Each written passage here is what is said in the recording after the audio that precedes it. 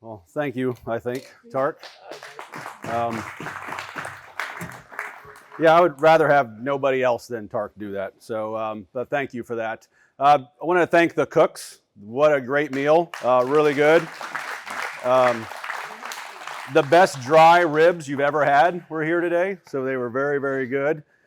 Very tender, Brian. Very tender. Everybody loved them. I made sure. I didn't even get any, so they were that good. The briskets, pulled pork, everything was phenomenal. The desserts, delicious. We know who they are. So I just want to thank you guys for that, for a full belly. Closer to the, wow, this is weird. So how about this? Okay, thank you. So through our discipleship group, it started off with 5 of us at first, and we were having these events, and it was talked about each time we have an event, let's have a testimony. So hands go up, my head goes down. Like, no, not ready for that yet. So it came around finally. I get really through God. I mean, honestly, all glory and praise go to Him. Is my turn and my opportunity to give my testimony. So just bear with me through this. It's a story. It's a true story. There's a lot to it. I have a lot of analogies of how I wrestle with things, how I make sense with it. But I will tell you, by the grace of God, I am in a glorious place. I have no complaints of how things went, zero. It's a journey, and I am just glad and happy to be standing here at this moment today, all through God. But so to start off, I was born and raised here, Bradenton, Florida, 1971. The youngest of 4, so that might explain a little bit as well. High school, everything else, wasn't ready for college, so let's go join the military. First in my family to join the military. Came home from MEPS, and I was like, hey, I signed up for 6 years. And they're like, you what? Like, I didn't call, ask for permission. I'm 18, just did it.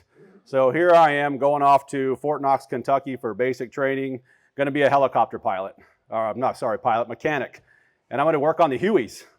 So a dying breed in itself, but I love the bird. Fort Rucker, Alabama.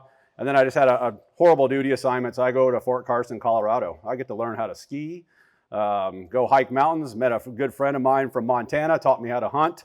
It was great. I served in probably the best time frame of 8 years through the military and in the aviation. We just fix helicopters. We don't really play Army. Off in the afternoons at 5 o'clock type of thing.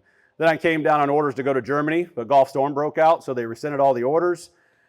That was done quickly, and then I get orders to go to Hawaii. So wow, check me out.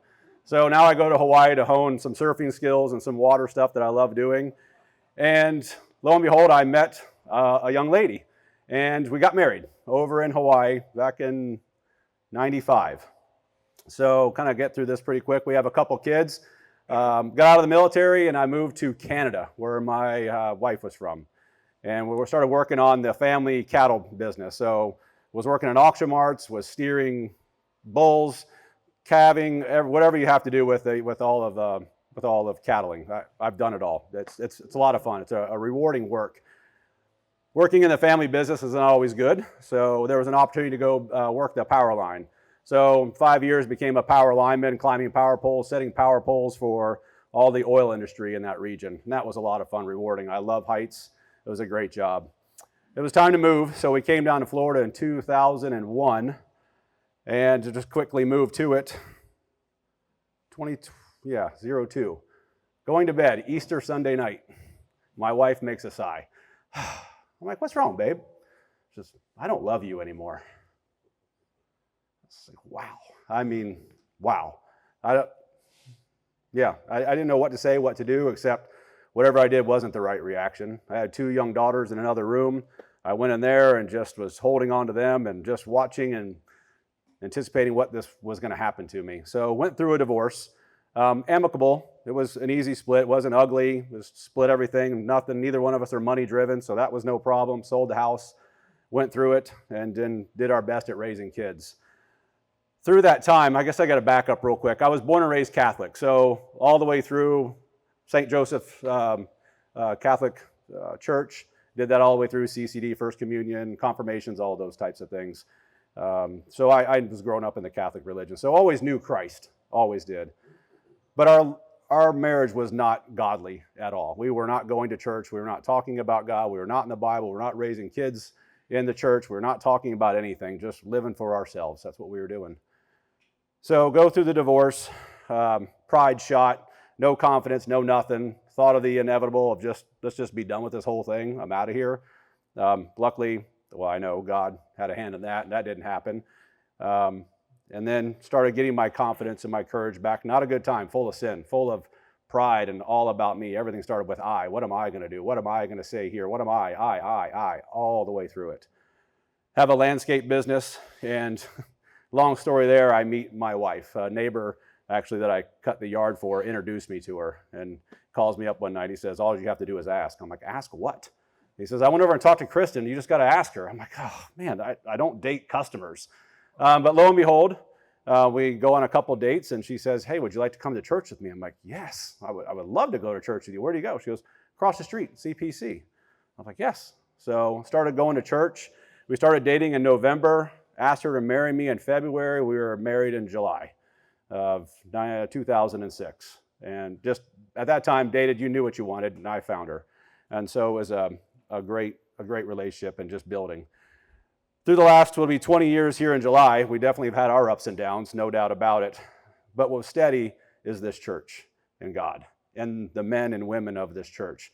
Always along the way, always pulling on you, always just there, as Tark was there. I've known Tark since we came to this church. Not that we were buddies or friends. Tark was, I think, still in the military or doing contract work, but saw him, knew him. He was doing stuff with aviation, so we'd talk a little bit, knew the whole family. But you just develop lifelong friends through this church. Dave, I could just go through this church, and it's a good thing and a bad thing. So as I ramble around, had to go on vacation last week, and I'm like, oh, well, I needed somebody to look after the dogs in the morning on Sunday. I have no friends that aren't at church on Sunday morning. It's a good problem, but yeah, so this is where I've come to. With that, have come a lot of trials and tribulations. Like I said, we just relied on God. And as I look back and I just try to understand what happened, why God had this happen, why he put the characters in my life to do this, I kind of think of Easter Sunday. I'm like, what worse day could you have done this to me? I can't go by a single year without remembering this happened on this day. I don't remember the day the divorce was final. I don't really remember much anything else about anniversaries, nothing. But I remember that day, Easter Sunday. And as I like analogies, I thought, well, it's kind of the day I was risen from the dead too. It wasn't a day of death. It was a day of resurrection for me as well. It's because we put that old life behind and the new life begins. And it started that day. It was a rough road, no doubt about it. But like I said, where I'm at today was all to the glory of God. And he had a path and he had a way for me. And it's not fun. I still got involved. I still get involved of what goes on, but the more I find the more I would have to rely on him. And it just, it comes true every single day. As I sit there and, again, I think about certain things as things aren't living up to my expectations, I start making up my mind of what I'm going to do. And they're not good things. And as I go to pray to my Father, I'm like, oh, all right, yes. Okay, yeah, don't give up on me. And here I'm wanting to give up on people. So there's plenty of those analogies, plenty of those things go through there. But it's the men of this church for me and the men of this discipleship that allow me to express how I feel and how I pull through these things. So start off with our I guess we call it the old guard discipleship group. First meeting was like, yeah, we're going to, open up in prayer, and then we're going to go around the room, just talk about yourself and talk about what's going on. I go, okay. And then we'll do some studying, and then we'll pray, and we'll be out of here in a couple hours. I'm like, all right. So they come to me, Steve, do a check-in. I'm like, all good. And they're like, yeah, anything going on? I'm like, yeah, work is good. Everything's good. Kids are good. Family's good. Wife's good. All good. And then we go around and we have some brave individuals that actually tell what's going on in life. And then you start to build that trust. And then a month, 2 months later, Steve, how's it going? I'm like, man, today was horrible. And men don't do that.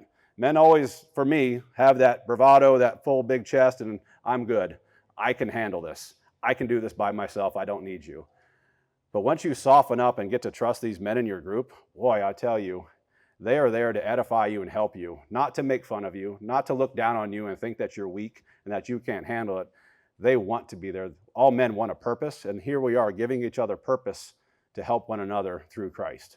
And so I just want to implore each one of you in here that might not be connected to a group, go get in a group. And it's fine. If you sit there for the first few meetings and I'm good, be good. That's fine.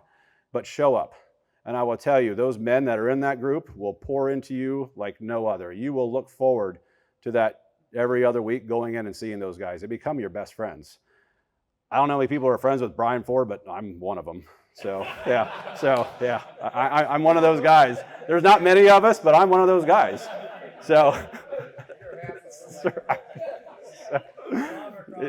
that's right. So that's what comes from it. It's great. I get to know his family, a lot of the stuff. I love being around kids, and this knucklehead here, Bryce, I get to deal with him. Tark and I have to tag team him. He's that good.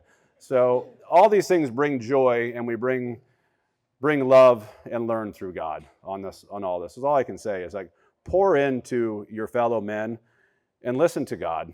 Just quiet yourself and listen. Listen to what you're asking for of him, and then spin it around and how does that help what you're asking of him? What do you think others are asking of you? And how do we emulate him?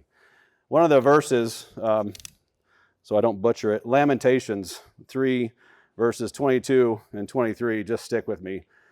The steadfast love of the Lord never ceases. His mercies never come to an end. They are new every morning. Great is your faithfulness. How true that is, of every word that's in the Bible is true, and how that just reckons with me day in and day out. As I struggle, I'm reminded of this verse every day. So I just want to thank you all for your time. Hope you understood what I said, and thank you very much.